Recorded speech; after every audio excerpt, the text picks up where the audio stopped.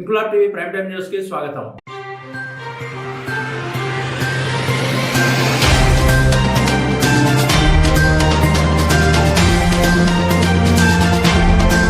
కేంద్ర ప్రభుత్వం కంటోన్మెంట్ బోర్డును రాష్ట్ర ప్రభుత్వ మున్సిపల్ కార్పొరేషన్లో విలీనం చేయకుండా తాత్సారం చేస్తూ నామినేటెడ్ వ్యవస్థతో ప్రజాస్వామ్యాన్ని అపహాస్యం చేస్తూ రాజ్యాంగం ద్వారా దేశ ప్రజలందరికీ సంక్రమించిన హక్కులు కంటోన్మెంట్ ప్రాంత ప్రజలకు దక్కకుండా చేస్తున్న కేంద్రంలోని బీజేపీ ప్రభుత్వానికి వ్యతిరేకంగా కంటోన్మెంట్ ఎమ్మెల్యే శ్రీ గణేష్ గత 6 రోజులుగా కార్ఖానాలోని డాక్టర్ బాబాసాహెబ్ అంబేద్కర్ విగ్రహం వద్ద చేస్తున్న రిలే నిరాహార దీక్షా శిబిరం వద్దే నేడు 77వ గణతంత్ర దినోత్సవ వేడుకలను జాతీయ జెండా ఎగురవేసి ఘనంగా జరిపారు. వచ్చే గణతంత్ర దినోత్సవం నాటికి కంటోన్మెంట్ ప్రజలు కేంద్ర ప్రభుత్వ కబంధ హస్తాల నుంచి విముక్తి పొంది రాష్ట్ర ప్రభుత్వ మున్సిపల్ కార్పొరేషన్ లో విలీనం జరిగి అభివృద్ధి ఫలాలను పొందాలని ఆకాంక్షించి 7వ రోజున దీక్షను ప్రారంభించారు.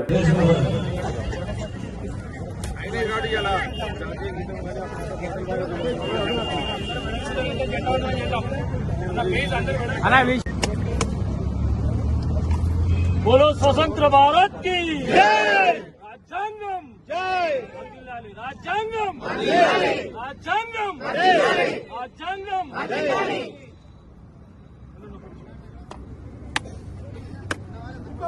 जरा पीछे साइड दो, जरा जान दो, पीछे जान दो, जरा जरा साइड दो, पीछे पीछे साइड दो,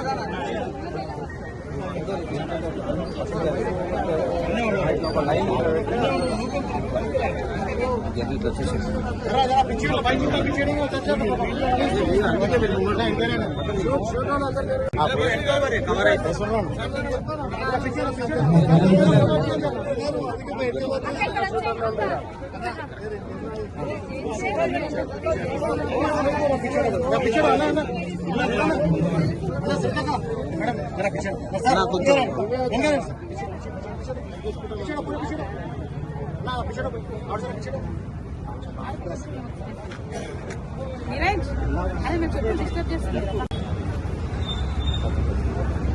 ना फोन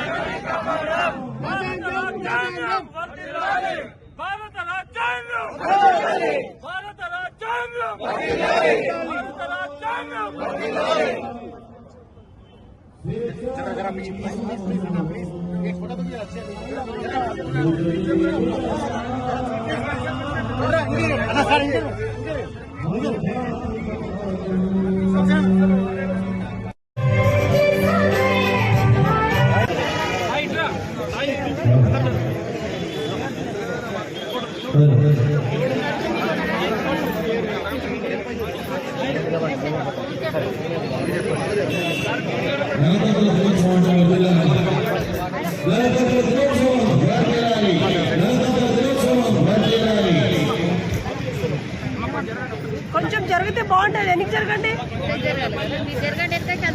మీరు వచ్చేస్తారు అందుకంటే మేడం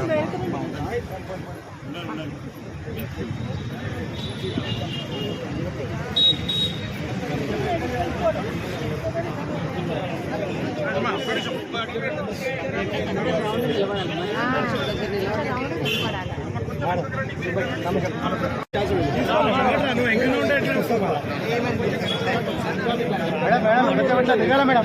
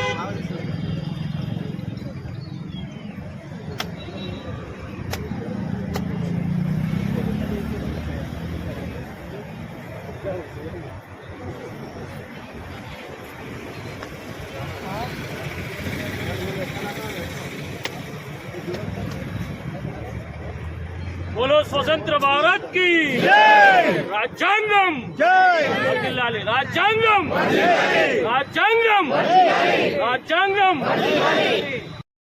అందరికీ గణతంత్ర దినోత్సవ శుభాకాంక్షలు. ఈ రోజుకి 77వ సంవత్సరం ఈ యొక్క రాజ్యాంగం అమలై ఈరోజు మనకు సమాన హక్కులు కావచ్చు, ఓటు హక్కు కావచ్చు, ఏ విషయమైనా కూడా ఇంత స్వేచ్ఛ, ఈ యొక్క చట్టాలు, ఈ యొక్క వ్యవస్థలన్నీ వచ్చినాయంటే ఈ రాజ్యాంగం ద్వారానే వచ్చింది. భారతదేశానికి స్వతంత్రం వచ్చినా అప్పుడు బ్రిటిష్ వాళ్ళది ఏదైతే గవర్నమెంట్ సిస్టమ్ ఉండినో అదే కంటిన్యూ అయింది. ఎప్పుడైతే బాబాసాహెబ్ అంబేద్కర్ గారు ఈ యొక్క రాజ్యాంగం రచించాలి, ఎవరికి ఇవ్వాలని అప్పటిన్న పెద్దలు, ప్రధానమంత్రులు వాళ్ళంతా కమిటీలంతా ఆలోచిస్తే అందరికైనా బాగా చదువుకున్న వారు, అన్ని విషయాల అవగాహన ఉంది ఎవరికి ఉందని ఆలోచిస్తే అంతకుముందు వేరేకి ఇవ్వాలని వేరే ప్రయత్నాలు జరిగినా కూడా సఫలించకపోవడం బాబాసాహెబ్ అంబేద్కర్ గారికి ఈ రాజ్యాంగం రచించాలని వారికి చైర్మన్ గా ఇచ్చి వారు కూడా సుమారు 2.5 సంవత్సరాల దాకా కష్టపడి దీని మీద సుదీర్ఘ అన్ని విషయాలు చర్చించుకొని వారు ఆనాడే కాదు భవిష్యత్తు తరాలకు కూడా మేలు జరిగే విధంగా భారత రాజ్యాంగం ఎలా ఉండాలనో వారు రచించారు. 1950లో అమల్లోకి వచ్చింది. అమల్లోకి వచ్చిన మన భారతదేశ రాజ్యాంగాన్ని ప్రపంచంలో ఉన్న అనేక దేశాలు కూడా ఫాలో అయ్యారు, దాని గురించి చదివారు, తెలుసుకున్నారు, ఏ విధంగా చేశారు. గొప్పతనం ఏంటంటే బాబాసాహెబ్ అంబేద్కర్ గారిది వారి చిన్ననాటి నుంచి వారికి ఎంత అవమానమైన, ఎన్ని వివక్షలు ఎదుర్కొన్నా, ఎన్ని ఇబ్బందులైనా కానీ ఎక్కడ కూడా రాజ్యాంగాలు వారి బాధ, వారి వివక్ష పెట్టక భారతదేశం సంపూర్ణంగా అన్ని రకాల్లో అభివృద్ధి బాటలు నడవాలి, అన్ని రంగాలలో అభివృద్ధి బాటలు నడవాలంటే ఏ విధంగా ఉండాలనో వారు అన్ని పూర్తి స్థాయిలో వారి బాధలన్నీ పక్కకు పెట్టి భారతదేశం బాగుండాలని రచించారు వారు ఈ యొక్క భారత రాజ్యాంగం. ఈ రోజు మన రాజ్యాంగం ఏం చెప్పిందంటే అందరికీ ఓటు హక్కు కల్పించాలి. కానీ దురదృష్టం ఏంటంటే ఈ రోజు కూడా రాజ్యాంగం అమలైన రోజు గణతంత్ర దినోత్సవం నాడు కూడా మేము ఈ రోజు 7వ రోజు మా రిలే నిరాహార దీక్ష ఈ కంటోన్మెంట్ బోర్డులో ఈ రాజ్యాంగం అమలు లేదు, రాజ్యాంగాన్ని అవమానపరిచే విధంగా, రాజ్యాంగాన్ని కూనీ చేసే విధంగా కేంద్ర బీజేపీ ప్రభుత్వం ఇక్కడ కంటోన్మెంట్ బోర్డు లిమిట్స్ వరకు చూపిస్తుంది. భారతదేశానికి స్వతంత్రం వచ్చిన స్వతంత్ర భారతదేశంలో అన్ని దగ్గర వేరే చట్టాలు, వేరే సిస్టమ్ ఉంటే ఇప్పటికే బ్రిటిష్ చట్టాలు ఈ కంటోన్మెంట్ బోర్డులో సాగడం, ప్రతి 5 సంవత్సరాలకు ఎలక్షన్ వ్యవస్థలో ఎలక్షన్ వస్తే ఇక్కడ 2020 నుంచి ఈనాటి వరకు ఎలక్షన్ లేదు.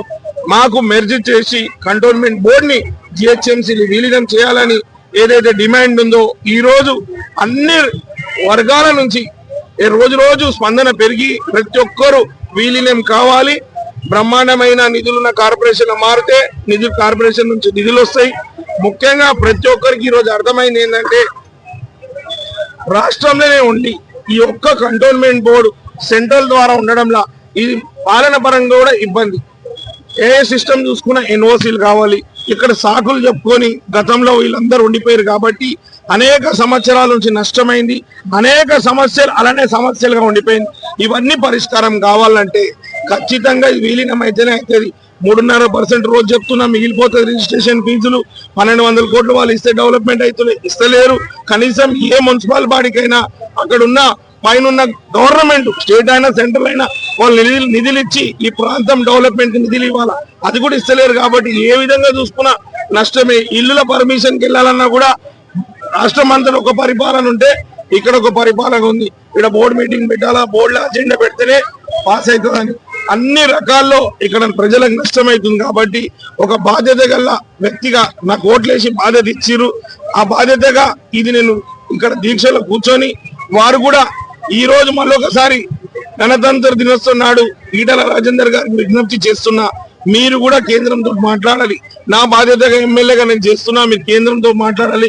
ఇది ఈ రోజు చాలా మంది బీజేపీ ఓటర్స్, బీజేపీ లీడర్ కూడా నాకు ఫోన్ చేశారు. చాలా గొప్ప విషయం మీరు చేసే కార్యక్రమం. మేము బీజేపీలో ఉండడం బాధాకరం, దురదృష్టకరం. మేము ఎందుకు ఓటు వేసినామా, ఎందుకు ఈ పార్టీలో ఉన్నామా, ఇప్పటికీ ఎంపీగా పార్టీ పెద్దలు స్పందించకపోవడం మాకు కూడా కష్టమైన పరిస్థితి.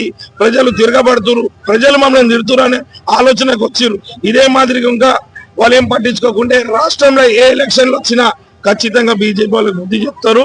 మరొకసారి అందరికీ గణతంత్ర దినోత్సవ శుభాకాంక్షలు.